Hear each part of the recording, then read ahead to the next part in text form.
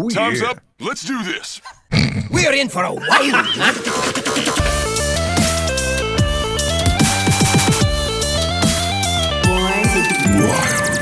Welcome, everybody, to episode 168 of Born to be Wild, a Wild exclusive Hearthstone podcast where we have fun hanging out with friends, talking about the Wild format of Hearthstone and spotlighting members of the Wild community. I'm your host, as always, Nate Wolf. It's great to be back on a beautiful Friday evening, joining you from Orange County, California, here tonight with three of my favorite people. We do have a very special guest for you tonight as well. Very excited to be back. I was out last week, and we'll get into that in a minute, but great to be back, and three Mississippi. Hydralisk, how you been? I'm doing great. I'm glad to be here too, and it's nice to see your face again, and it's going to be a good show. I'm happy that we got a real cool guest on tonight. And enough about me. Sheep, how are you? Meowdy friends, I'm fantastic on this Friday evening, and very excited to introduce our special guest, MattAtArms. Welcome, Matt. Hey there, how you doing? Yo, Glad to be here. It's been a while, and I haven't been on this show, and I don't think I was ever on the other show. But Well, but you were part of the when we did the listener series, when we did like the very first one, right? I think. Yeah, I remember playing that on my phone against Craig and Taylor, and having a great time, and not doing very well, but I had fun. I remember one of my decks was like a Finja Mech Rogue. Oh my god. Where the idea was to play Finja, pull out 3/4 amalgams, and then magnetize like the 5 at that time a 5/5 bot onto them. It never got to happen, but it was a fun idea because Finja's still one of my favorite cards. Oh yeah. So Finja Force 5. Fantastic. So, Matt, tell us as much or little as you would like to about yourself. Who is MattAtArms? I'm a dad, first of all.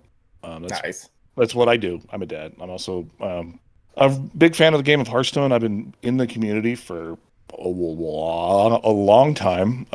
Been podcasting for a while as well. First on was it Hero Power? Sorry, jeez, oh Pete's.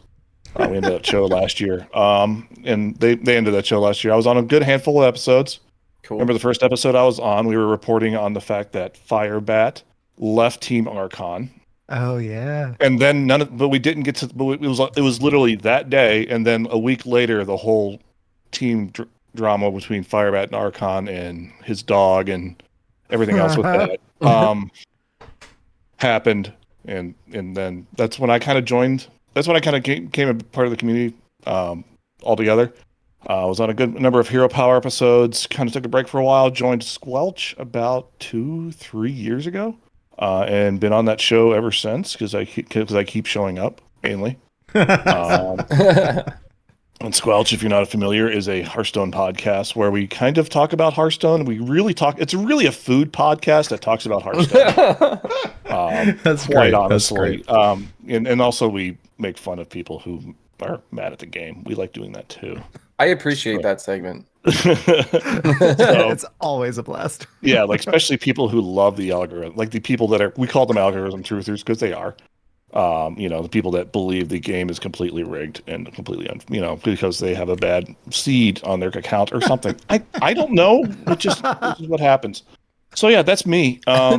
I'm also a big Warlock main. I have it tattooed on my chest that I love Warlock so much. Oh, I was wondering where that was. I thought it might be on your butt, but I wasn't sure. I mean, that's where the next one happens. It might be like, whatever cool Warlock hero power comes next.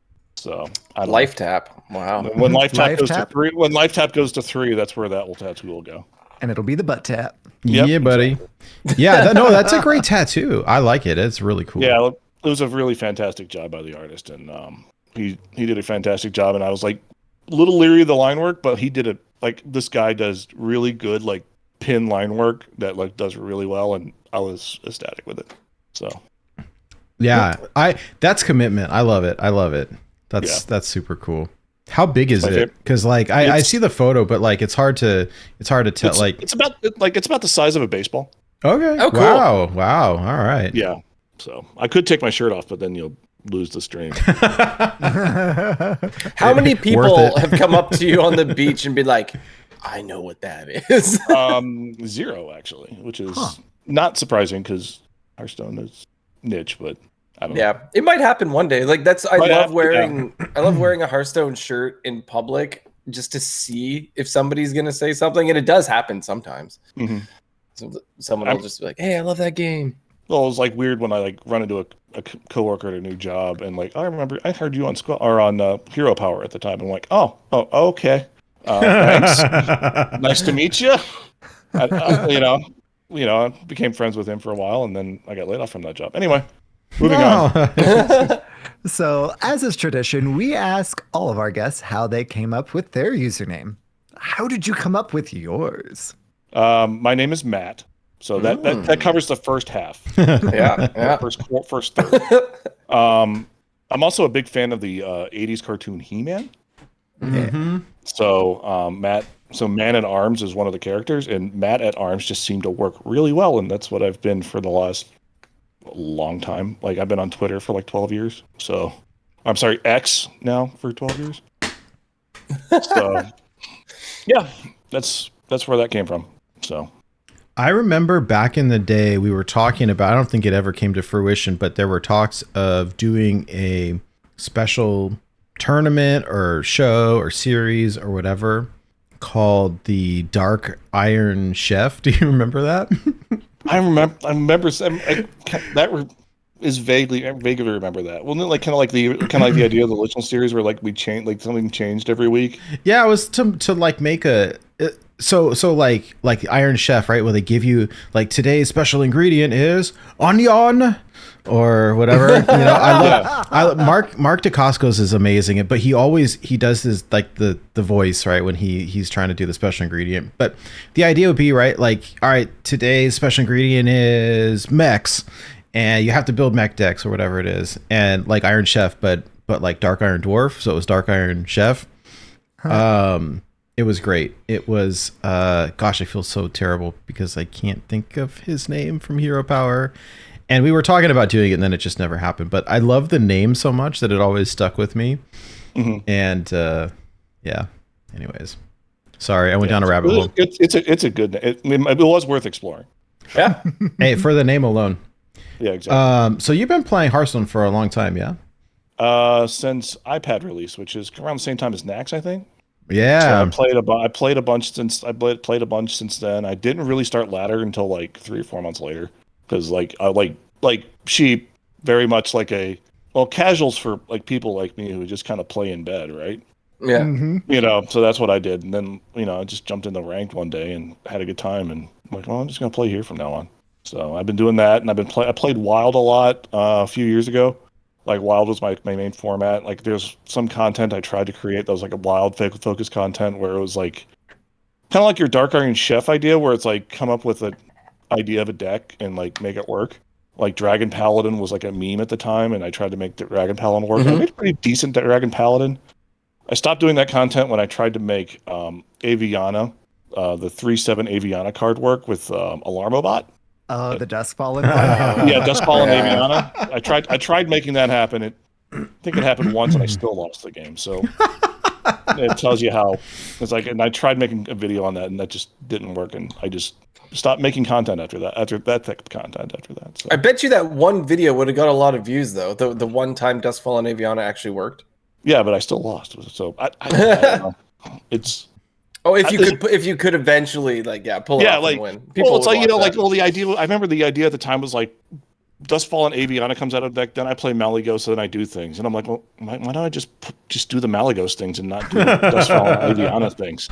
So because imagine the person rage quitting when they lose Duskfallen Aviana, right? Oh yeah, exactly. That's one of those where you see the card and it's like that's a real card, like. Yeah. I remember being so disappointed because I held on to it for years, and then I disenchanted it because I'm like, I'm never gonna play this card. And then I was going for the 100% collection. I'm like, this feels bad that I'm crafting this card. Oh, no. Yeah, mistakes were made. Don't disenchant stuff. Don't dust them. Mm-hmm. So when you first got into Hearthstone, were you playing any other card games, or like what sort of brought you into it? I played Magic for a while. So I played a little bit of that, like just like kitchen table Magic in high school, and I kind of fell off that because at one point I thought, no, I'm not playing card games. Card games aren't cool. And then that was like college, and that's a regret I have. But no, I started playing Hearthstone. I was looking for a card game on the iPad for a while. I'm like, oh, this Hearthstone looks fun, so I'll do that. And yeah, and I kind of fell in love and been doing it ever since. So I wasn't really like that much of a card gamer, but I did like playing like third or fourth edition Magic, which I wish I had still had those cards. Oh my goodness, yeah. Like I had a couple dual lands and that are now would have like paid for a few things. I saw the video this week of the person who pulled the One Ring card, and in the video their hand is like shaking, and it's like, I would be too. It's worth what, $2+ million? $2.6 million, and Post Malone bought it for. Which honestly, Post Malone was like the perfect person to actually buy it. I agree with that 100% because I thought it was going to be, I swear, I thought it was going to be Logan Paul or somebody, and I was like, please, can we not? Like, no. Yeah. Good job, Post Malone. So He'll use it. If any, he probably would. He'll put it in a deck and play with it. Yeah. Well, I'm just glad that it went to like somebody who actually likes the game. Yeah. Somebody who's rich who actually likes the game. Yeah, they won't just burn the card on camera for content for YouTube views. Yeah, no, that's what I thought was going to happen, right? I think we talked about it before. Like, I swear, I thought that like, one of these stupid YouTubers is going to buy it for $1 million and then like rip it up into tiny pieces and burn it like on YouTube Live or something just for views. And I was like, don't do that. Don't do that. See, if they really wanted to commit, then they should take it to some sort of mountain that has lava and toss it into that so that it would be like throwing the one, right? The One Ring, the Mountain Doom. Yeah, it's like what you gotta do. Like, it may actually make a bird do it. There you go. I thought they were gonna like be an eagle. I thought they would do a contest, right? You get a bunch of people up in an airplane and like throw it out of the airplane, and then people like skydiving to try to grab it in the air, right? That's so dangerous and stupid. So that's a Logan Paul thing. Like, all right, let me just stop because it's bad. I mean, isn't he wrestling this weekend? I don't know. Last time I saw it, I just laughed because I saw like the before and after, and his face was all beat up, and I was like, "What do you think was going to happen?" Yeah, but I don't know.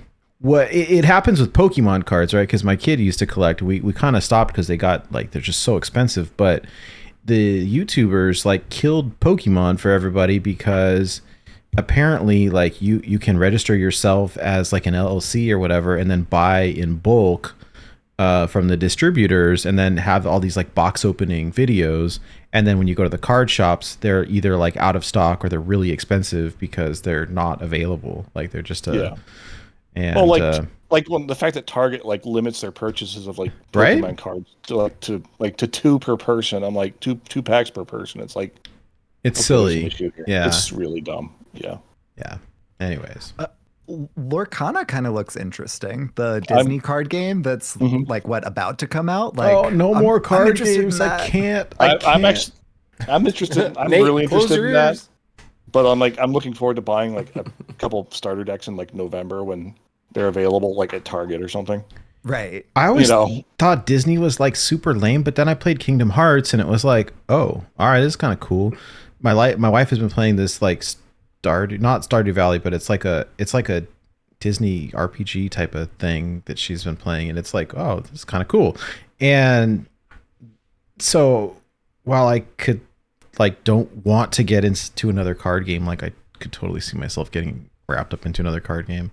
So is Disney okay? Disney so Light Valley. When you play yes. When you play like Smash Bros, they'll have not just regular Nintendo created characters in it. They have some of like I say a Konami created character, like whatever, like another company created character in it because Nintendo sort of envelops everything. Is the Disney game gonna have like Marvel characters in it, or is it gonna have Homer Simpson because like they bought Fox? Like, could you be Krusty the Clown versus like? Roger Rabbit or something. Like I'm just like, Wow, that I sounds, just that played my sounds, crusty Iron Man deck. yeah. right? Like, It's better than the crusty Steamboat Willie deck. so like I'm just curious, like how far they could take it, right? Yeah, it looks Yeah. like they're starting out with like the classic Disney stuff. There's like Frozen and Lion King and Aladdin and There's of some, course Mickey, stuff like that. yeah, there's some Fantasia mixed in, which is Yeah. actually kind of interesting, which I like I a want lot. the genie from Aladdin. Yeah, it'd be Robin Zephyrus. Williams. That'd be great. The digital version, he'd be Zephyrus. Yeah. Your wish is my suggestion.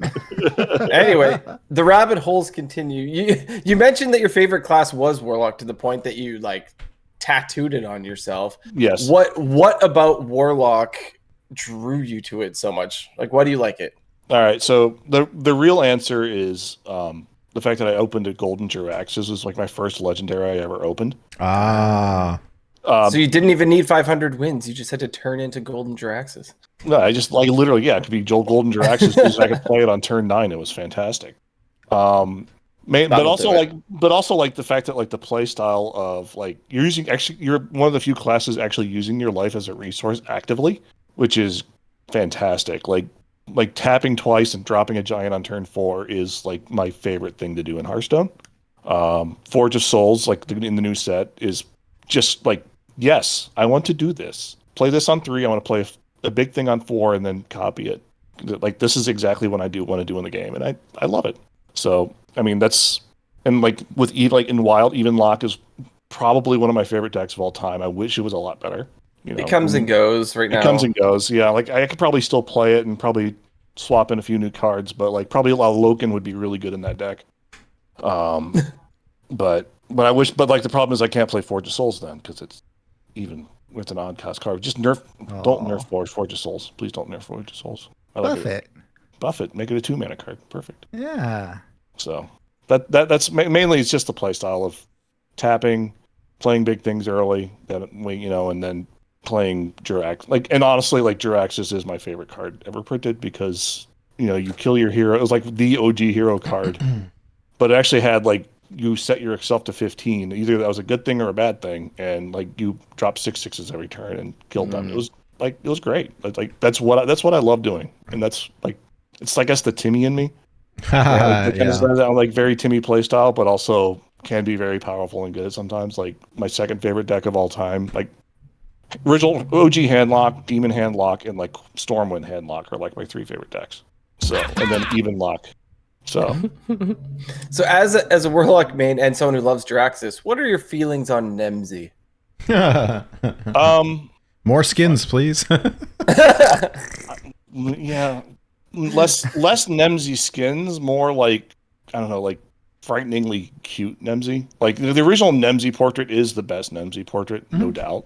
Like it's just the fact that she's the girl on the Bog Creeper is great, and like when she gets like a little wacky, it's whatever. Like I do have the magical girl Nemzi skin, and I have that in my rotation along with the Rafam skin. So it's Nemzi's fine. So I do like the fact we are starting to get Tamsin skins. Tamsin is Bay. So right on. Tamsin is incredible, but I gotta say, I really enjoyed the whimsy of Nimsy. Yes. Oh dear. Absolutely. So before we move on to housekeeping, we of course want to give you a chance to plug all of your stuff and things where people can find you around the internet so they don't have to wait till the end of the show to figure it out. Where on the internet can you be found? Basically Twitter is my thing, I guess my thing now. It's or X, sorry, Elon. It's Twitter. It's still Twitter to me. It's at MattAtArms on Twitter. I'm in all the good Hearthstone Discords. So just at me there and you'll probably find me.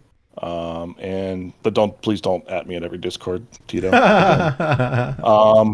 And then that's basically it. Discord and Twitter and Squelch Podcast. Hear me ramble on that show. So Excellent. So, for those of you joining us for the first time, welcome aboard. Let me briefly explain how the show works. We record this very podcast live every Friday evening at twitch.tv/borntobewildhs. And the video version of this podcast is then posted to YouTube shortly thereafter. Audio versions are also distributed to all of the podcast apps.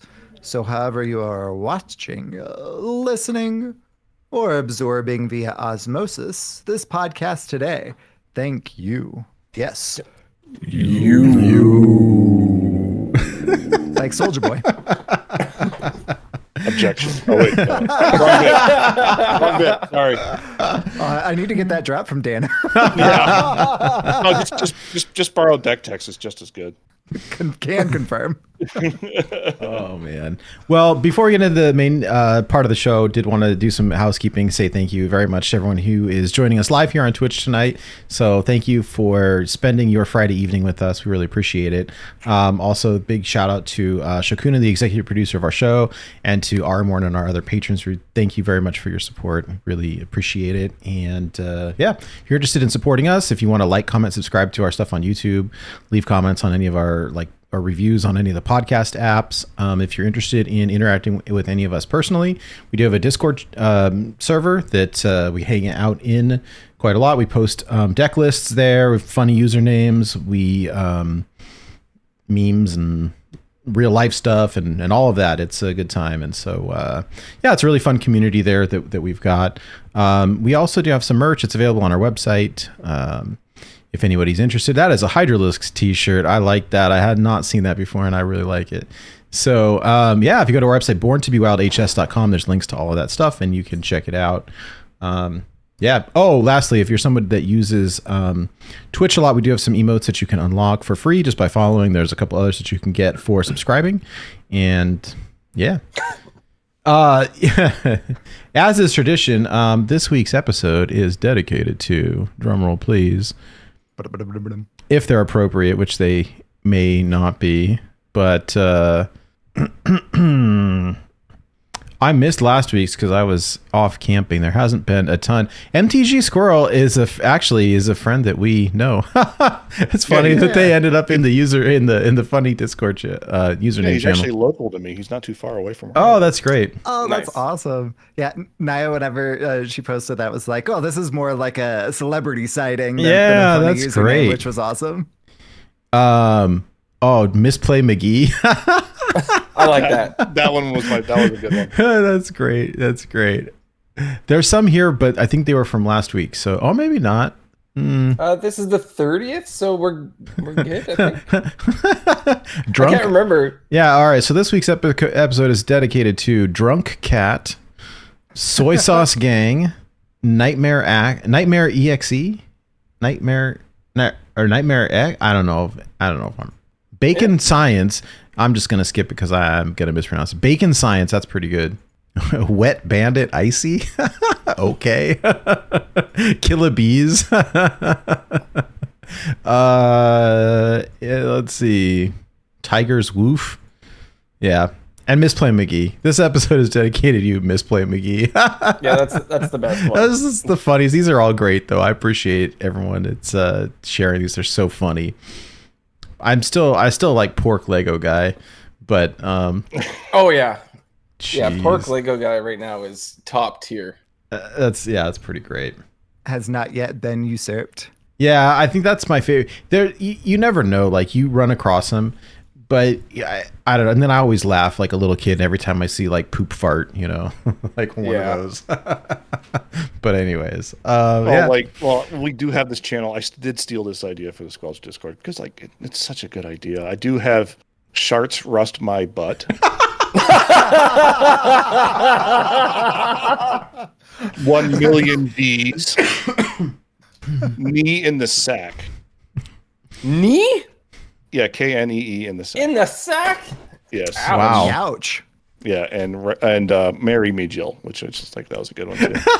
Hoping to run into Jill on the ladder, apparently. Yeah, exactly. That's Who's great. proposing to my sister? That's my wife's name.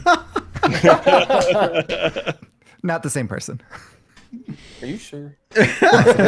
Small world. Oh dear. Well, before we get into, we're talking about like this is a big week in Hearthstone, but let's talk about our weeks real quick, just to kind of check in as we do, because yeah, we're friends and that's what we do. I've been camping, so I missed last week's show because I in this like sheer brilliance when Hydralisk says I lined up a really cool guest, but he's in Australia and there's time zones, and can we do the show at a weird time? And are you guys free on Sunday, like 2 weeks or 3 weeks from now? And I was like, yeah, I'm free. Meanwhile, we had got this reservation for this campsite like 6 months ago, and I totally spaced on it. So that's where I've been. I just got back from Big Bear, and it was nice. So's your face. Thanks. It rained for half the time, but it was okay. We found stuff to do, and thankfully you had a good lightning show. Hey. Oh my goodness, it was insane. We have this pop-up tent. We got it from Costco, and it was great because it like you can set the whole thing up in 5 minutes or less, which I was really grateful for. We pulled up, and like it like drop, and I was like, oh crap, we got to set up the tent like now. Like right now. My kid's like, oh, I just got to do it. No, now. We're doing it right now. Like I do not want to set this up in the mud. And but it like unfolds and pops up. It took 3 minutes. It was great. And so we my parents had the motorhome, we had the tent, but we did not get any water in it at all. It was great. And yeah, it was pretty fun actually. I'm not super outdoorsy, but my son is really looking forward to it. He's 11 now, so like he got his first pocket knife and he was all excited, and was, like I was so freaked out that he was gonna like kill himself accidentally, but it was fine. But we did some hiking, we did some kayaking, it was cool. Anyways, yeah, so we just got back real late yesterday, and yeah, it was good. I still haven't like decompressed yet. And then I had this, like, you get back on a like late Thursday. I was not going to go into work today, so I just took the whole week off. And I thought, well, there's a couple other things that I need to get done before like I go back to work, and then it's just all busy again. And so I have these shelves that I'm working on. So hopefully next time you see me, the office here should be a little bit different. I got these like from Home Depot, like 4 foot by 8 foot, like wood, and had them cut it into like 1 foot strips, and making like an L-shaped shelf for my office here and one for my kids' room. And so I spent the afternoon like painting the ones black for my office and staining the ones for his room to match his furniture. And actually after the show I'm going back over to my folks' house because I'm doing it in their garage to finish up and hopefully hang them tomorrow is my hope. Maybe Sunday, we'll see. But yeah, it's cool.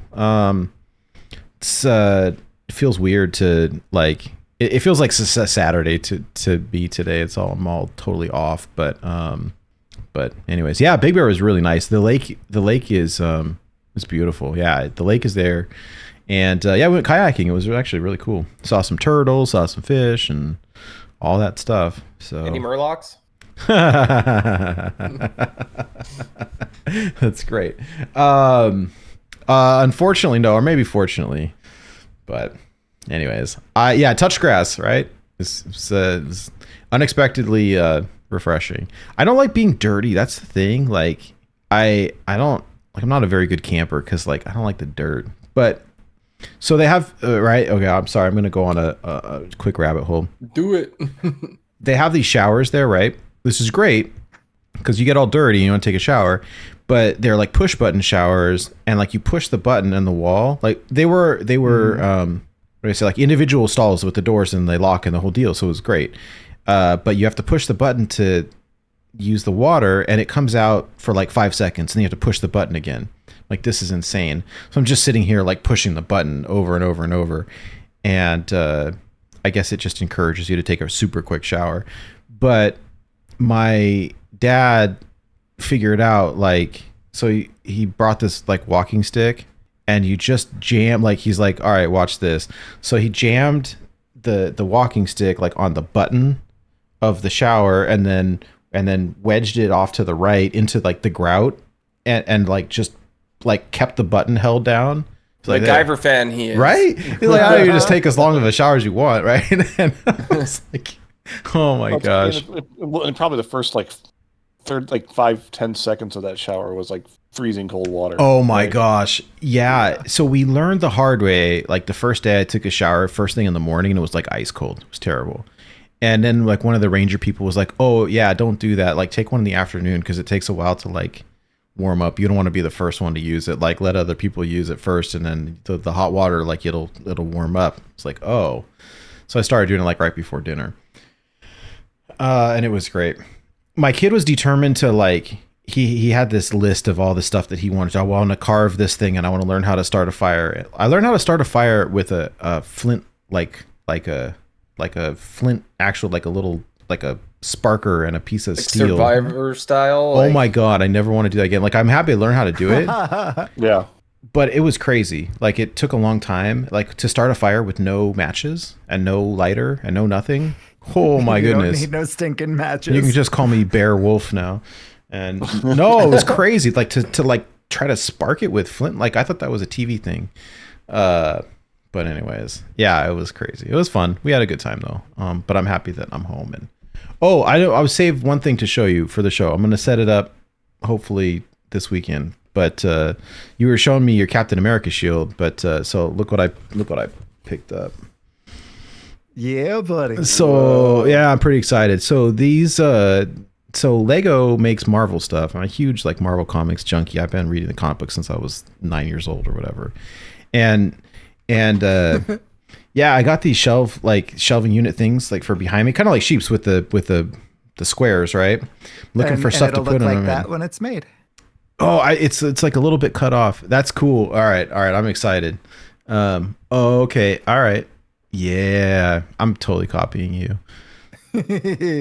But I'm excited. I'm excited to get this stuff and it's like they know they're like, "Oh, we're going to make grown-up Legos that are comic book and we're going to charge like whatever the cost should be, like let's just double it because we know that they're going to buy it." Yeah. And anyways, here we are. Yeah. I have my eye on a Technic set that's like literally a 2022 McLaren F1 car. Yeah. Like it's It's like like $300, right? Yeah, it's like $300, and I'm like, it might be worth it. Those Technic cars look so cool, but they're so expensive. They're so expensive, but they are great. My son has a couple. Like he has like a truck and like another car, and like there's like the engine actually does things. Like the pistons on the engine actually go. It's like Sweet. Like the steering wheel actually turns the wheels. Like you build the rack and pinion steering, and it's so cool. It's so well done. So yeah. Oh, adult nerd hobbies are so expensive, but they're fun. They're fun. Anyways, but I'm back, and yeah, I'm now trying to cram all my like chores into the next couple of days, but I'm happy to be back. It's great to see everybody. So anyways, yeah, that's me. Hydra, how was your week? What have you been up to? Oh, I've been doing all of the boring work dad things that I do, but since we got a new expansion, I got to open some packs. And Blister Guy, when he was on, sort of gave a rundown of like his legendaries, right? Like not exactly which ones, but how many packs it took. Oh, nice. He would open. So I decided to a high score, but in the bad way. Yeah, high score in the bad way. He was all like, so if 20 is the average, he was all like in the 20 to 40 section. So I decided I was going to record mine to compare it to his and see how that went. I did way better than him. Obviously, this is not a skill competition. I mean, pack opening is definitely skill related. That's well, for sure. It's the star pattern. It's been years. I do the star pattern. I think there's something to do with what card back you equipped as well, but yeah, I used to use Power Core, the Power Core card back, because you could only get that from HCT events, but then they made it so anybody could buy it with gold, so I stopped using the Power Core card back once they did that. I just had it on locked into random, so it didn't matter this time. But so since you get a legendary in your first 10, I got one on 3, okay? Mm-hmm. Then I got one on 10, which was pretty cool. Oh. And then it's 10 packs later, right? So 3 packs in, and then another 10 packs, I got another legendary. Then 16 packs later, another legendary. Another one. 15 packs later, a legendary. Another one. 13 packs later, a legendary. Another one. I'm sorry. 19 packs, a legendary. Then 6 packs. That wasn't me.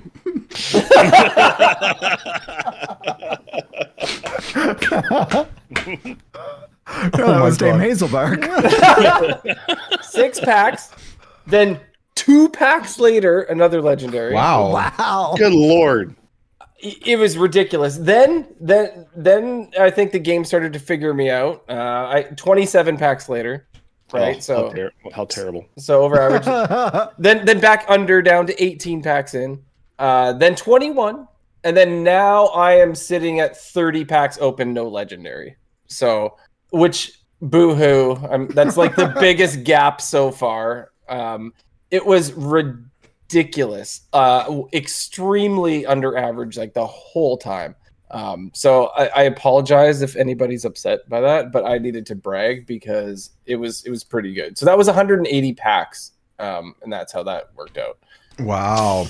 That's Incredible. Yeah. So it was mega bundle and gold. That's incredible. For that amount. So I was pretty happy. I was pretty happy. We're going to talk more about decks later, so I won't get into it, about which ones I like. But I will say one small thing is hell yeah, it's pretty cool. I'm definitely enjoying that card. So Nate talked a little bit about vacation. I'm going to be going on vacation. So at the end of August, I'm going to probably miss a show or two at the end of the month. Mhm. But I was like, man, I'm really like wanting to play this new expansion. Like these new legendaries look really awesome. And I have like the worst phone in the world that doesn't actually work for Hearthstone, right? It's like the budget Samsung series. It's like the A12 or whatever. And it will not run the game. Like you can open it and hope it'll connect. And then it either does or it doesn't. And then if you try to open like the collection screen or whatever, it just dies. Like it just crashes or freezes up altogether. So you open it, you just hear Hearthstone brew, Yeah, we're gonna have a titanic time, mate. and then it just closes. Yeah. what was that? That's Blister Guy. Oh my god. I clipped it from one of his episodes. I wanted to surprise him with that drop. It was great. I thought it was Dane. It sounded like, I love the accent. Oh my gosh. I need that. We got to add that to the show. I was actually like cleaning my backyard. I was in the shed and I was like crushing up boxes and putting them in the recycle bin and stuff. And I heard that and I was like, hold up. Like I like screenshotted, like I was listening on Spotify, I screenshotted the timestamp of where it was. I'm like, I am gonna go in the house later and I'm gonna clip that. Like, Oh my gosh. that sound bite. Wait. Can you play it again? Yeah, we're gonna have a titanic time, mate. Just put that in the client. That's so great. That's so great. Right? It deserves to be there. Yeah, he did it because in that particular episode, I think it was he accidentally had the volume off when he opened the game, and he always likes to hear the intro, so he had to improvise. I love whenever he accidentally has the volume down, because him doing Hearthstone brew is even better than Hearthstone brew, which is a high compliment. Hey, It's a compliment to Blister Guy, not a knock on you, Hearth. Oh, that's really funny. Well, I was going somewhere with that. I can't remember. Well, oh yeah, I suppose copying his idea about the packs, but I can't remember. Oh yeah, so I'm going on vacation, right? And I got this horrible phone. It doesn't play the game. I've been like stoked for all these new cards and everything, and so I was like, you know what? I guess I'll buy a new phone, like specifically because this expansion looks so good. You bought a new phone for Hearthstone. I love it. Yeah, and you know what? It's so funny because like it's actually increased the amount of time I play the game now, because like quite often my wife and I will go to bed early and we watch TV or whatever, like put on a show where honestly we're we're marathoning Home Improvement right now. Right? and it's just play some Hearthstone. We'll play it on my phone, and I forgot how fun it is just to be able to play on your phone. I'm like, this is so convenient, which is hilarious because I used to only play on mobile. Like back in the day, that's all I played on. And then I bought a tablet so I could play on a tablet. And then eventually I realized you could play the game on a computer. And I'm like, well, this is way better. And like, I don't know, I transitioned to computer like 5-6 years ago and haven't played it on the phone since. And yeah, playing it on the phone's pretty fun. So yeah, buddy. I'll be trying to still, ladder up and goof around and play on the phone and not be supporting myself on the crutch of deck tracker. Because I'm like, what? I can't see my deck. But in the past, I never could see my deck, so that's all good. But that's basically been my week. I think last week I said that I was going to be starting the Rita Hayworth and the Shawshank Redemption. I am like 10 pages from finishing it, so I don't have like a complete update on that. But that's the only one where I thought that the movie was better than the book, and I never say that ever. The movie's a classic. The casting was so good. Was it Tim Robbins, right, and Morgan Freeman? Yeah. Like the book was fine. It just the movie was stellar. Like I don't. Oh yeah. So far from my memories of the movie, like they're identical in memories. I'm gonna rewatch the movie when I'm done. But this is a true case of like sticking to the source material like pretty closely as far as I can remember. But yeah, I actually brought the book with me to work today because I was like determined to finish it before it came on the show, but it turned out to be way too busy of a day. So didn't get to happen, unfortunately. Get busy living or get busy dying. Yeah. Anyway, that's been my week. Sheep, how you been? I have been fantastic. So I've been finishing up my grad class. I'm winding down the final project. So like the end is nigh. It's due on Sunday, and the end is nigh sounded coming.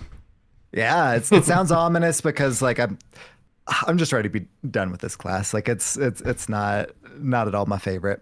But on a positive note, I've been watching a lot of Lego Masters.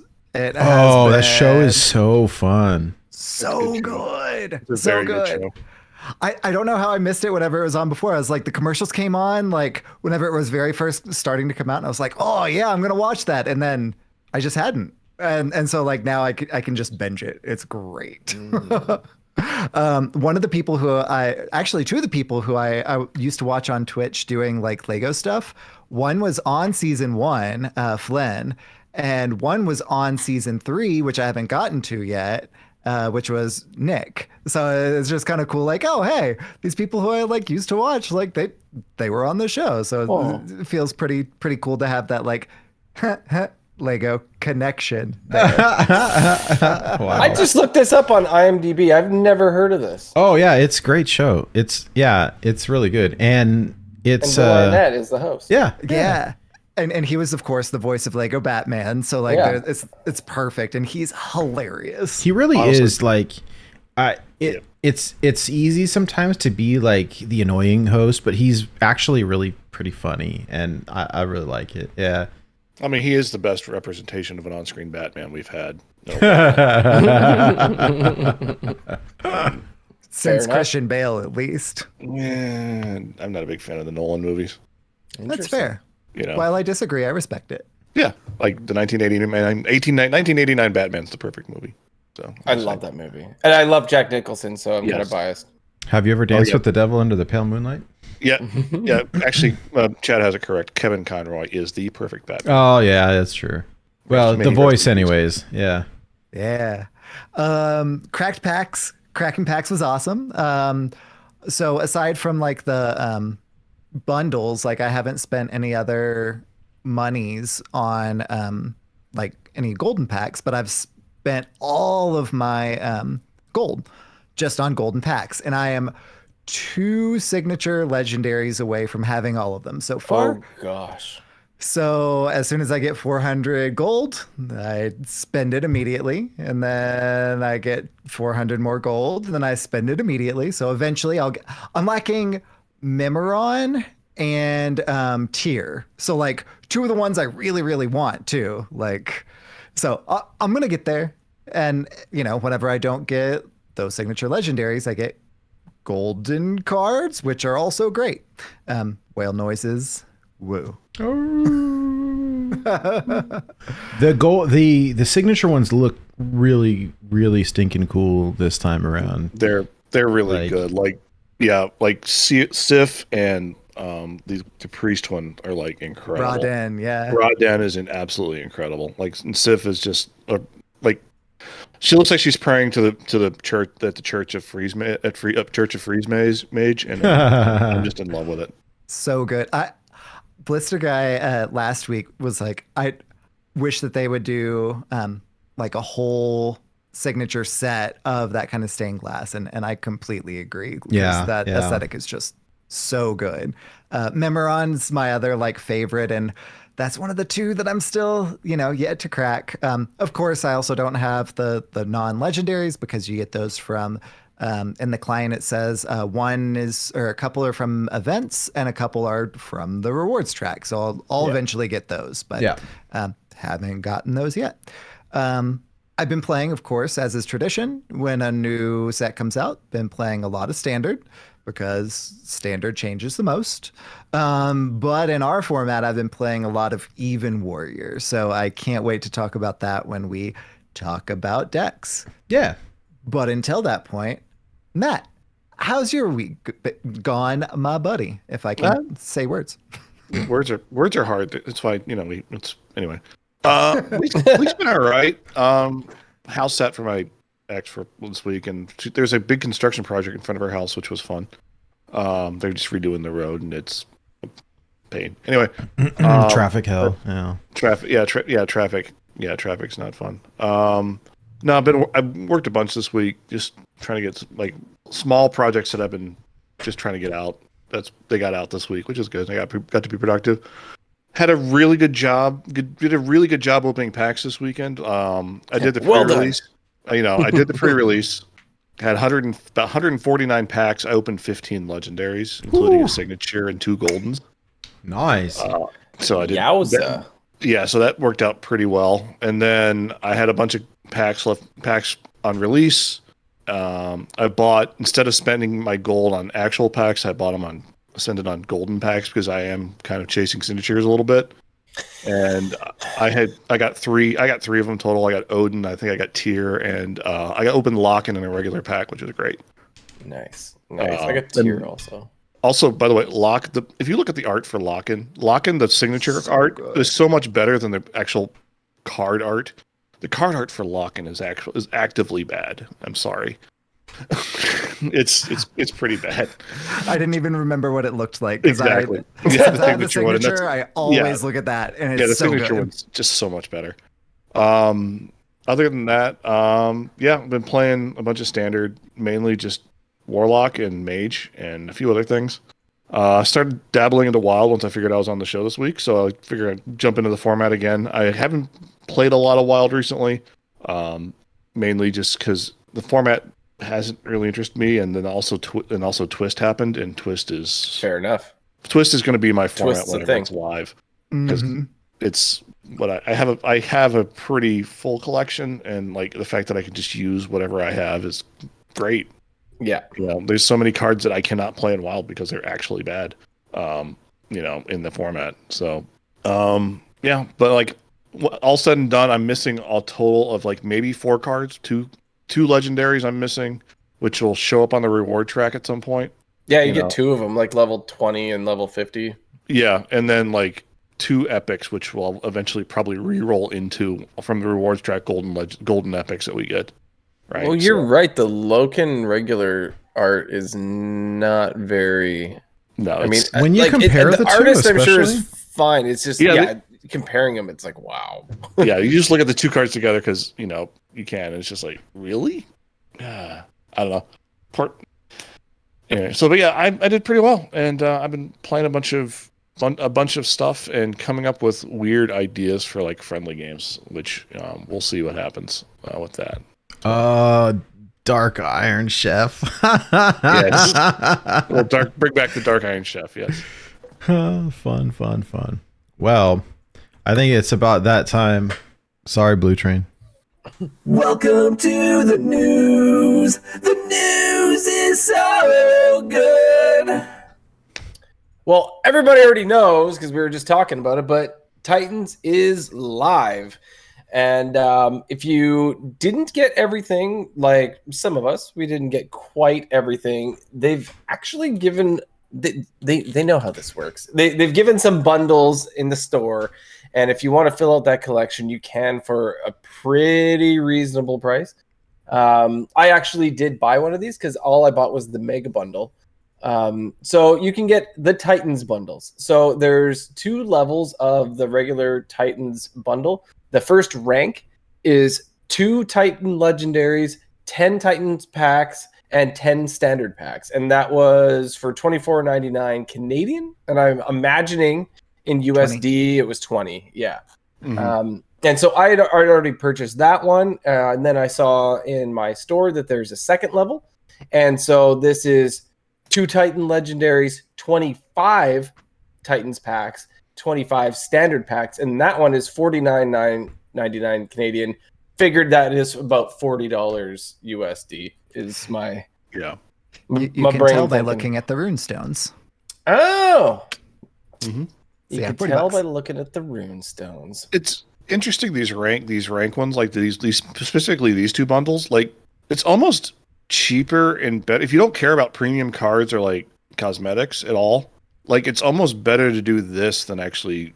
And if you have a decent like standard collection, like you have a full standard collection from the previous year, it's almost better to do this than to pre-order because actually I think it's cheaper and you get more packs and you just don't get the golden stuff. Guaranteed legendaries. Like if you buy both of these in the US, you're going to pay $60. You're guaranteed the 4 legendaries plus a 5th because you're going to open one in your first 10 packs, right? So for this $60, you were getting 5 legendaries no matter what. And then you have 35 packs to open for Titans. You're most likely going to get a legendary in those 35 packs. And even if you don't, the rewards track is going to give you 5 packs to open up anyway, like right off the bat. So you're going to get 6 legendaries out of this, like straight off. Like it's a really good deal. That's a very good point. And for me, it was perfect because I'm like you, Matt, I was missing a couple legendaries and I only bought the one bundle. So this popped up in the store. I'm like, $25, 2 legendaries, 20 packs. Hell yeah. No, that's a later bundle. Yeah. We'll get to that soon. So there also is the golden, and this is for the true whales, the golden Titans bundle. I'm guessing Sheep already purchased this. And possibly Matt. Nope, I didn't pick this one up yet. So this one is $50 Canadian or 40 American. And this one gets you 1 golden legendary and 12 golden Titans packs. So $50. It's okay. You're gonna get a golden legendary in those 12 packs, right? Because that's a separate pity timer, correct? That has the first 10. It has the golden packs also have the first 10 pity timer. So this is 2 golden legendaries guaranteed. Yeah, and a good chance to probably roll a signature as well. Oh yeah. Yeah. You guys in this signature chasing thing almost got me on this expansion. It almost got me because Blister Guy is always talking about the spending his 400 gold on the golden packs, and I can see it right there on my screen. I'm like, why not click that? Click that one. I have lots of gold, but I'm like, you know what? I'm trying to spend less money on the game. I'm going on vacation, right? Like, let's not, like, I could spend money on golden cards.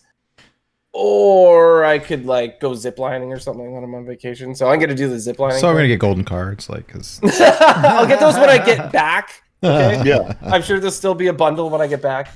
But yeah, it's tempting for me to click the 400 gold button but I'm clicking the 100 gold button for now. I would like to get all the cards, and that's good enough for me. But you got to know I'm going to be upgrading the ones for my favorite decks anyways, because that's just what I do. I'm so glad that they have the upgrade option. It's amazing. Yeah. Sheep mentioned the hell yeah bundle. So this one is this one is interesting because this is $50 American, $62.50 Canadian, and you get a golden hell yeah, not golden, diamond hell yeah, my bad. And it's pretty cool. I do like the movement and for the art on this one. I think it's pretty sweet. It's very tempting for me because this is my most played legendary so far in the new set. So I'm like, every time I play my plain one, I'm like, this could be so much cooler. $50. Yeah, this is the Kraken bait bundle, right? Like literally like for Krakens and like people that like spend all the money. This is for them because like you don't even get to here's the weird thing with this one. You get the Diamond Helia, you get a signature from Titans, but then you also get a signature. But instead of a second signature from Titans, you get a signature from Festival of Legends. This is the one that I saw people like. I wish I would have read it first type of deal, because if they were both from Titans, it's like, oh, okay, but it's that last one that says, oh, it's from Festival of Legends. Like, oh, we're done with that one. We already played that one. We want the new one, right? And it's cool, but I've seen some buyer's remorse. Because it's like you think you're going to open something that from the new set and it's from the old one. So yeah, there should be more of a visual identifier that really pops. I mean, we should probably read the things we buy, and we know Hydra screws that up all the time. Yeah, there is a text box in there for a reason, you know. I will say, despite that, I was still very surprised whenever I had a signature Inza from this. I was like, wait a second. Still a good signature, though. Yeah, absolutely. But it's just my second signature Inza. Yeah. Anyway, yeah, there's been some complaints with that, but I mean, read what you're buying, I suppose. The only other thing that we had in the news is we do have the Uldor Grand Championship event. So it's another event. If you want free packs, all you have to do is play the game. My first two quests, one of them was play 3 games. The other one was play 2 games. I don't know if everyone got the same ones, but that was very easy to complete. I got the Forge 5 cards, and that was actually more difficult than I thought it would be. That would be. I haven't forged any cards yet, so the animation is really rewarding. My opponents have forged cards, and it looks pretty cool, but I have not. But so this gets you what? 1, 2, 3, 4, 5, 6 packs. One of them being a golden pack. Golden and standard pack. Of course, a Scarlet portrait. So a Death Knight portrait. Scarlet something. But it's a really cool looking Death Knight portrait. It's the same character as the first like Heroic Brawliseum one. But it's just a different portrait than that one. I'm excited for more Death Knight portraits because they don't have very many yet, and the rotation. I mean, these are spoiled. This is like being spoiled at this point because there's so many skins, but like the rotation's kind of boring to me. It's like, oh, yeah, like that base Arthas skin is really just boring. Like it's just like it's like I immediately got off that one. think I have the one from the Brawl. I think I have the other one from the Heroic Brawl. And like 2 other ones that I picked up along the way, but like the Death Knight. None of the Death Knight portraits are speaking to me other than this. I like the blue Legends tie one with the microphone because it looks pretty cool. Yeah, I mean, it looks just like the original one to me. I don't know, it just looks the same. I don't know.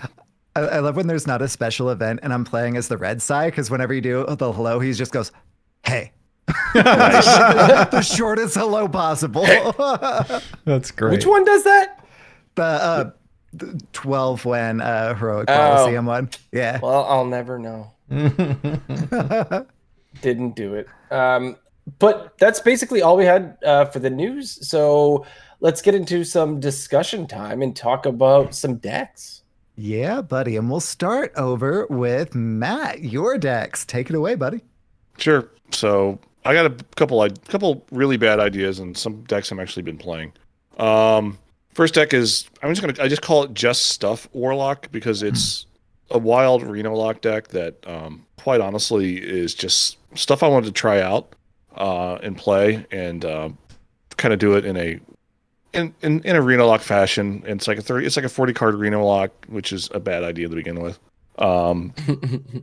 But I have Ignis in here. I have a couple Forge cards, and I just wanted to play some of the cards and see what happens. And Wild was a good place to do that, especially at the 5x multiplier I'm at, which is it's fine. You're playing in the Wild West down there. I'm playing in the fun part. I'm playing in the fun part of Wild, yes. But I've done okay with this. It's not great. The other deck I have is an idea I had when the set was announced, where we have now had 30 sets released into Hearthstone. Now you can actually make a deck that's one card, including one card in every set from every set. I love it. I love it. So, and honestly, like I built this in like this evening while we were doing show prep, and the hardest one for me, especially when I'm picking Warlock, it was Rosticon's Rumble. There was literally 0 cards from that expansion that I wanted to put in my deck. Oh no, Hyreek, give me wings. I could have done that, and I could have just ended the challenge. But I was like, let me find a good card. Like maybe like Potion Master, maybe like the Zihi, put everybody back to 5. But no, I have a lot of expensive cards in here, so I don't want to do that. So the thing I figured it out. It took me like a couple ways to go back. Was Rabble Bouncer. Now, if anybody can remember what that card text actually says, I'd be impressed. So I think probably just Hat. Hat's probably the only one who remembers. Yeah. I remember the name. Yes, 7 mana, 2/7, costs 1 less for each enemy minion on the board. It's a taunt. Yeah, it's a bad card. Maybe I can go back to GVG, take out the GVG card, which is Mal'Ganis, and put in Recombulator, but Mal'Ganis seems better than that. So a lot better. Yeah, and the other one was there's some cards in Whispers that I was looking at that none of them were could fit the theme of the deck, so I just threw in a Yogg because Yogg. Because Yogg. Yeah. You don't need another reason. Yeah. In Standard, I've been playing a lot of what they're calling J-Lock right now, which is basically just like a control Warlock that kind of relies on Loken to cheat out a 15/15 and or Sargeras. That's a big boy. Yeah, a bunch of stats. Done to me. And then Forge wills it and make big things on turn 3 and 4. Things I like to do. It's pretty good. The other one I have, the regular J-Lock, is better because you taking Thanatotem out of your deck makes Symphony of Sins a lot better because it does not break one of your options because if you draw your highest card and the highest card in your deck is Thanatotem, you just feel bad. So this is more of like I said, it's control Warlock. It's fun, and Sargeras is a heck of a card. 9 mana, you don't. It's like. I was worried we can't really cheat him out, but yeah, you can because you have Symphony of Sins. And you can also, just play it on turn 9 and feel good about yourself too, because it's a Twisting Nether that makes puts 12, 14 worth of stats on the board. So yeah, it's pretty good. I was playing against somebody who played that card, Sargeras, and then they also was playing on my phone. I haven't played on a phone in a really long time, and they also had the Anatheron on the board. Anatheron, too. Yeah. And I had a power word, I had something that I could kill it. I don't know which card I had, but it was a single target removal card to kill one big boy, and my finger slipped and I killed the Anatheron instead of the Sargeras, and my opponent's like, wow. Wow. Really? Wow. That's incredible. Oh my gosh. And I was like, do I concede or do I own it. And so I actually stayed in the game. I meant to do that. to see. I played a couple more turns and I quit after that, but I was like, darn. My stakes were braised. Yeah, I'm gonna be a little more careful on the phone. Yeah. Yeah, but yeah, and the other good deck I have in here is Spell School Mage. Spell School Mage is another standard deck, and I think it actually might have some legs in the wild format. You can actually probably build this deck in like make a wild version of this deck, because Sif is a heck of a card. She's, you know, very routinely 7 spell damage for 6 mana, which is it seems really good to me. I don't know. I don't know. I know Hearthstone pretty well, and I've been playing the game a lot. I'm not that great at the game. You know, I'm very much a fun first, win second type player. But like that deck, like that Sif, like if you can find Sif in your deck, because sometimes she just sits at the bottom. She sifts at the bottom. she sifts at the bottom of the deck. Yes. You know, this card. You know, she's great, and I'm very much enjoying that deck. So That's the one signature legendary I actually got. So hopefully, it's good. No, yeah, like that's I think that's the most sought after signature legendary. Like Cool. I think if there was card trading in the game, that would actually be the most expensive card. That and probably Raden. I don't know. Raden's not even that good. He's okay, but Sif is a real deal. So Mimiron's probably the other. Mimiron's probably the other one. Yeah. Because it's good and looks kicking rad. I mean, like actually, there was a game where I discovered a Firelands portal. I played the Firelands portal, and a Tail and Fordring came out. So it like literally drew my Sif for me. It was that worked out really well for me. So yeah, I enjoyed that very much. Oh yeah. Well, we have our very own Decretary, who Schmoopy Daddy, who's put together a few new decks for us to spotlight as well. The first one is a Pogo Priest. So Schmoopy's notes say that it makes use of the new Astral Automaton, which of course gains +1/+1 for every other automaton summoned that game. You spam them and make big ol' robots. Love it. Fun interaction. Confuse and Topsy-Turvy reset the base stats for any minions on the board, functionally doubling the stat bonus for the automatons, which makes for a big burst damage. The deck seems to fold to hyper aggro, but can win games. And this list is featured from Corbett and Gitmeowth. May not be up to date, but looks really cool. Moving on to Frog Shaman. Oh, we knew this was coming, right? Yeah, absolutely. So, of course, old combo archetype, but with new tools and Flash of Lightning, Crash of Thunder, Lightning Reflexes, and of course, the new legendary Thorim Stormlord. So Thorim have transformed the deck, how the deck is played. Flash of Lightning makes all of your nature spells cost 1 less. So before the combo, you do that thing. And then Crash of Thunder hits all enemies, frequently costing 0. So it gets discounted by 1 for every nature spell you play that turn. And dealing more than the 3 damage printed, of course, due to the spell damage. Highly unrefined archetype. People can't decide if this deck wants 1 bioluminescence, 2 of those, if they want the giants, if they want the quest or no quest. So it's the refinement is still actively ongoing, but the deck has a really high ceiling to be oppressive with turn 3 lethals possible. This list turn is 3. Oh, yeah, gross. All right. yeah. This list from a Twitter post, which can be found in the Born to Be Wild Discord. Plug. Now we're getting to some of my favorites. So we're kind of lumping 2 of them together here. One is Caverns Rogue and one is Mech Rogue. Both are pretty mech-centric. So notes on both. At first, Caverns Rogue seemed like an ideal home for new mech tools.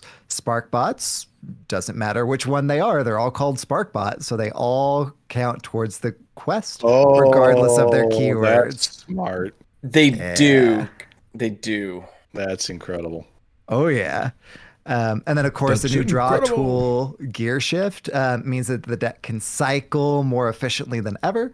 But of course, Caverns Rogue is still Caverns Rogue. It still loses to aggro decks. So players have kind of shifted to pure mech rogue. So the deck boasts the ability to make large stealth minions that copy themselves after the turn ends, all while drawing like a rogue deck draws. Less popular right now because like the Caverns Below is super fun. But this more kind of pure aggro mech version seems to have more promise. So the Caverns list is from Gitmeowth, and the Mech Rogue list is from EPT Hopper. I lost to the caverns, the mech caverns version to Stazari, our friend Stazari. Oh, sweet. Hey, Staz. Yeah, we were playing on ladder, and I'm like, all right, and I was playing on my phone. I'm so excited about that. Yeah. One of us. And I'm like, oh, cool. It's rogue, right? So I'm like, he's probably jamming some pirate rogue or the King's Bane, right? Like, it's just what's in my head because this is day one. And I'm like, probably racing, like trying to get up high, like aggro on the ladder, something like that. And then I'm like, caverns, oh no, what's happening here? And then it's like, here's this mech that puts a mech in your hand that has an ability. And then it happened again. I'm like, oh no, Staz has two of those. It says it's the same type of mech with a different ability. Is that going to work? Yeah, it worked. And then bouncing them back, and they're one because they only cost 1 mana, right? And bouncing them back, like the quest was over before I even felt like I was done the mulligan. Like it was so quick. I got rolled. The quest was done on like turn 3. And he had to wait to play the quest reward. Wow. Yeah. Wow. Well, that's the thing. This deck is the deck list for this is a thing of beauty. Like there's some part of me that like inherently in the back of my brain that loves deck lists that like the highest cost card is 1 3-drop. Like they're just like, I just want to play that because like that looks like I'm actually sleeving that up right now because this looks incredible and I might actually play this. And a note in chat as well, magnetizing those spark bots counts towards the quest as well. It still does? So don't feel like you have to play them non-magnetized. Oh, boy. Oh, yeah, and then so they become... I swear one became a 10-10. Will it become a 10-10 or do they stay 5-5s? I think it became a 10-10. I'd have to go back and check the replay. I don't remember how it worked. But it was gross. It was really, really gross, and I died really, really fast. So. Yeah, in this mech rogue deck, the standard mech or the traditional mech rogue, let's put it that way. It's not too far off the standard list. Like you're running like Skaterbot, Galvanizer, Mech Warper, but other than that, it's pretty much the standard list. From what I can see. I can't check the replay because it was on my phone. Okay, now I'm against the phone. I'm going back and forth. Also, I want to point out the fact that Lab Constructor is a heck of a card. Yeah, it's actually really good. Yeah, like it's like if you can get it, like you don't even have to forge it to have it be magnetic. You can just build off, like play that on 4 and build off that, and have just a snowbally minion that never goes away. It's a great little card. It's probably not going to cost 4 for a long. I don't think. Oh yeah, no, that'll get hit. Yeah, they'll probably give it cost 4 for the next week and a half. Let's put it that way. And then we can play Odd Mech Rogue. There we go. But we can't play Spark Bots. True. Yeah, I take it back. I mean, we could find other ways to put Spark Bots in our deck, but yes. Yeah. General meta notes that Schmoopy provides is the good decks have mostly stayed good. Some like Mech Paladin and even Shaman got clear upgrades. The decks shared here are new things to Wild provided by the new cards or kind of revitalized archetypes like Frog Shaman. So I, however, have been playing Even Warrior, and this deck is not competitive, but is definitely tier fun. I have been having a blast. I was at one point providing updates in our like host chat, and it was just like, okay, well, I haven't drawn Odin yet, but I'm sitting at over 100 net health, so I'm not too worried. Yeah. I ended up popping my opponent's ice block. They were a thief rogue. I popped their block at 2 after, playing Odin. So all I really had to do was hero power, which only cost 1 because of course this runs Gen Greymane.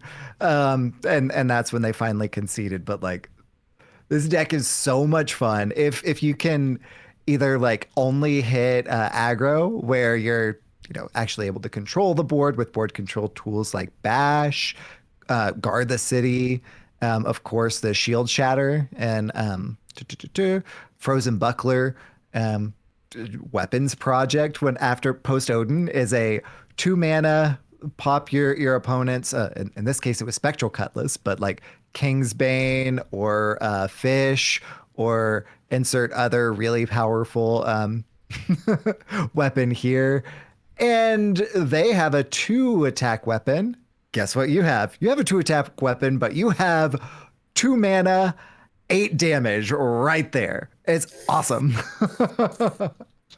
So this has been a blast. I don't have a positive win rate with it, but I don't care because I'm having so much fun. You know what? That's what it's about. You're pretty close to having it in all gold. Just saying. I am, but there are some legendaries and epics. Yeah, he have to upgrade his Kargath Blade Fist, and nobody needs to do that. I packed a golden one a long time ago. The Blade Fist needs no master. So, Hydra, what have you been playing, bud? So, like I told you guys, I liked Hell Yeah. Oh yeah. And I played it in standard at first because I mean that's where you play all the new cards, and it's actually pretty decent. Like I've got a positive win rate with it. It's fun. I love shuffling in all the plagues. To me, it's just a quote unquote new archetype. I mean, it's shuffling things into your opponent's deck that's gonna kill them. It's like bombs, right? Or like bloods or whatever. Like it's happened before, but I need Death Knight wins more than anybody here needs Death Knight wins.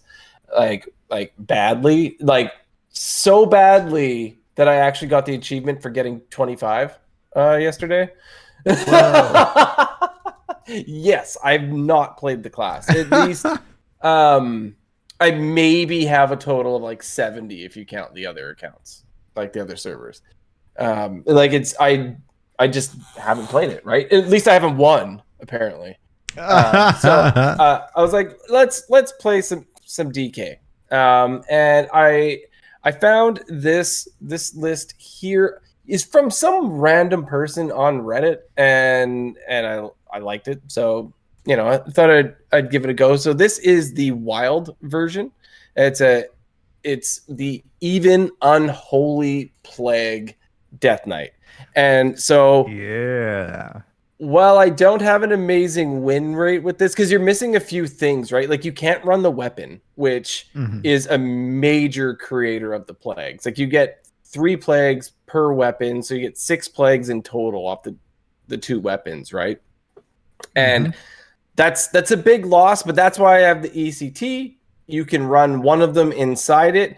So while you're not popping that out on turn 1, it's not the biggest deal because getting more plagues in their deck after dropping the Hell Yeah is more better sometimes because that's when they keep shuffling back in, right? Because the Hell Yeah makes them shuffle constantly. Like one goes off, it goes back into the deck, right? And that's when they really become effective. So it's not the worst thing in the world to play the 1 mana weapon later in the game.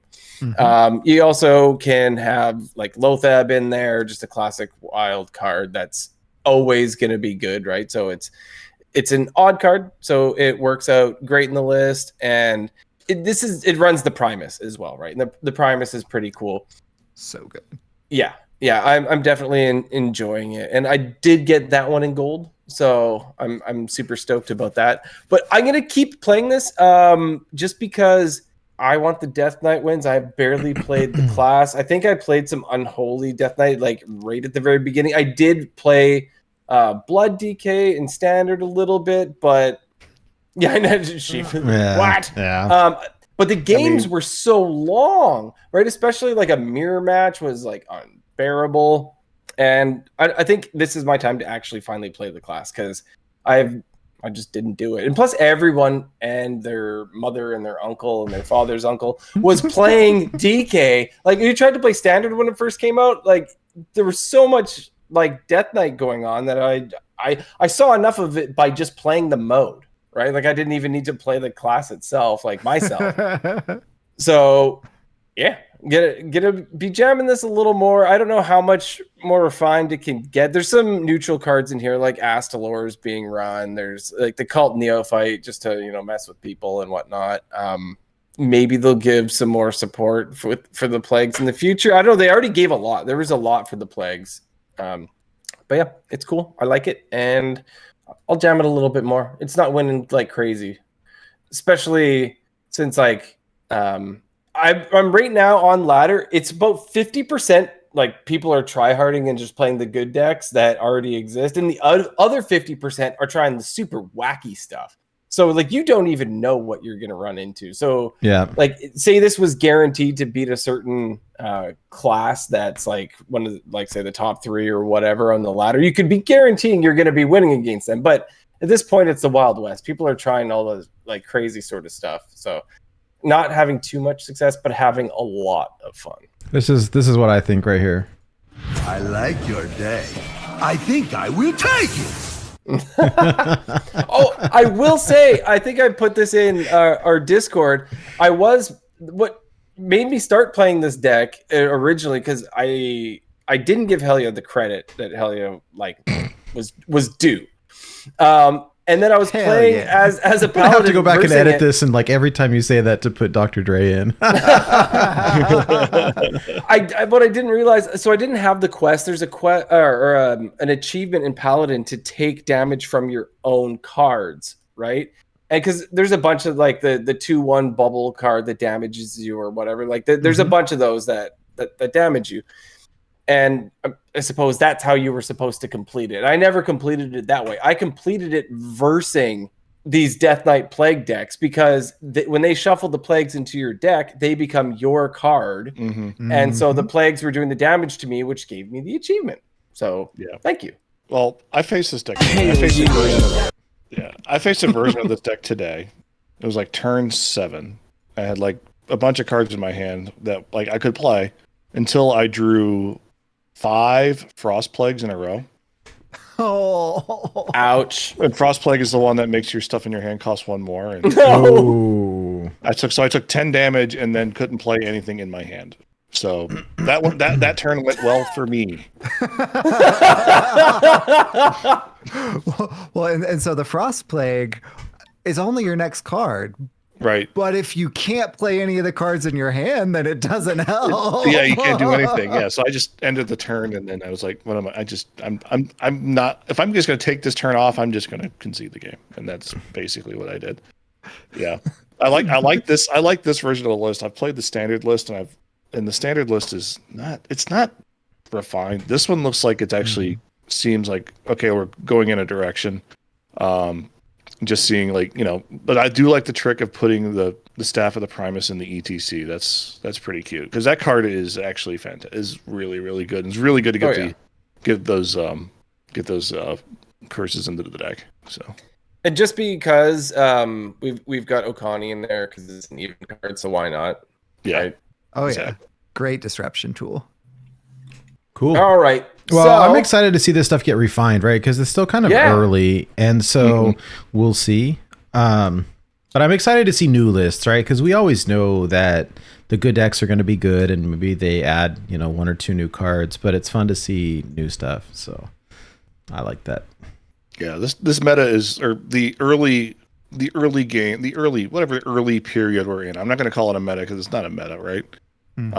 it's been a lot of fun. I've been enjoying playing Hearthstone a bunch, and I've been playing it a bunch this week. And yeah, this set is super cool. A lot of cool stuff in it. So Hell yeah. mm-hmm. Yeah, buddy. That's great. Sorry. No, Yeah. no, it's all good. I can't help it. Well, I really am excited that you could come on the show tonight, MattAtArms. You've been a glorious guest, and Well, thank you. it's very much appreciated. Before we get into like the thing that I always do at the end, I want to ask about your arcade machine in the background. Oh yeah, it's a oh yeah, if I can move my head. It is a NFL Blitz stand-up. So it has NFL Blitz, Blitz 2000, and I think Blitz 2001 on it. Oh my god! And I play with my kid a bunch, and it was like I was in Costco one day and I saw it, and I didn't even look at the price tag because if I did, I would have not picked it up. And I don't care because That's amazing. Yeah, it was like that was his Christmas gift this year, and it's in my apartment, and I love it. I just go up, like I take a break, 10 minute, like a 15, 20-minute break from work, go play a game of Blitz, heads clear, come back, sit down, and have a good time. You know, and go I back to work. love that game. It's so fun. I remember playing that on like it was either N64 or Dreamcast, one of the two, probably both, back in the day. And it's just so like over the top, tackling everyone. And there's like, can you catch on fire or something? Like I can't remember. Like yeah, you can catch on fire. In this version, they did remove the late hits, unfortunately. So because afterwards, when the play's over, everyone's just tackling each other. Yeah. Uh-huh. Yeah, so That's awesome. Nate, cue the button. And now, unrelated advice with Nate Wolf. MattAtArms. All right. So I've noticed from listening to Squelch and from being on the Twitter or X app that still Twitter. that you kind of like some Star Trek. Right? I do. Very much. You've mentioned that a few times. So what I want to know, in order, off the top of your head right now on the spot, Okay. top 5 captains. Oh, geez. Okay. He's got it. I got it. Okay. Cisco. That's your number one? Ooh. Cisco's my number one. DS, like I would work for Cisco in a heartbeat. Yeah. All right. Pike. Okay. Like current, like Strange New Worlds Pike is like the boss I've always wanted. Not like wheelchair one, like Like, you know, two yeah, Pike. yeah, two. I mean, you know, that he'd be an okay boss, but like he wouldn't be very active and supportive. He'd just be beeping twice at me all day. Picard, obviously, Picard's probably like, you know, Kirk. Janeway's good. Kirk is there. I like Kirk a lot, but like Janeway's ahead of Kirk in my opinion. So that's my top 5. Nice. I appreciate that. I'd like to hear. I like to hear the other Trekkies out there's opinions. I could swear I heard you talk about Janeway in the past and that you liked Janeway. Janeway's great. She's written very poorly, and like especially later seasons of Voyager. Like I've been rewatching Voyager because I listen to a podcast that is currently doing Voyager right now, and Janeway is written very poorly and not like very 90s mindset of like, you know, late 90s mindset of how women should be written, and that's unfortunate in a way. So It's true. Fair enough. anyway, as I try to not bum everybody out with my political takes. Hi, Rory. Yeah, Rory wants to say hello. Here. Hey, You hear the Rory. She's very like distraught now. Hey, Rory, who's your favorite captain, Rory? You beat me to it.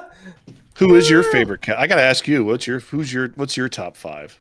Okay. Well, funny you should ask because my number 1 is also Benjamin Sisko. Yes.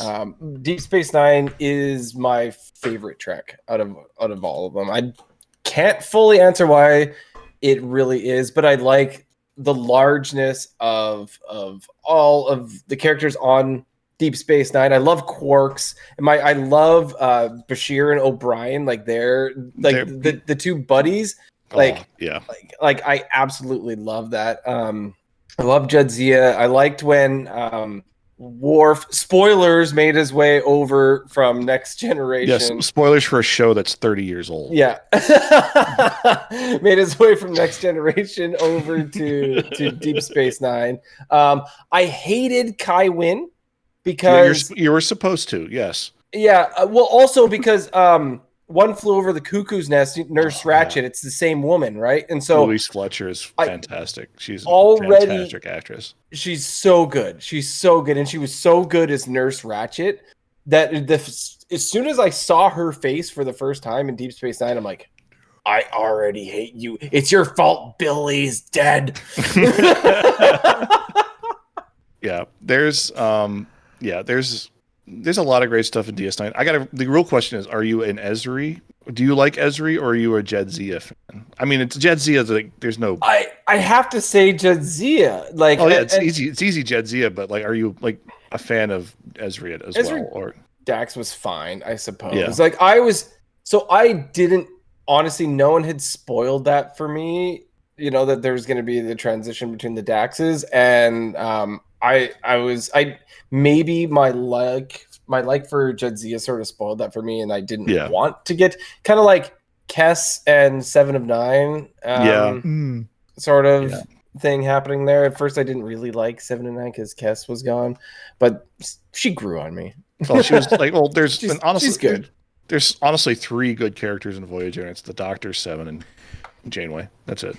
Yeah, please state the nature of your medical emergency. Yes, there's three best written characters on. What about when Andy Dick came on? That was pretty good. That episode never happened. No, but like if you are listening to this and still listening to the Star Trek talk, I do have I have figured out my suggestion of how you watch the show from now on. Okay,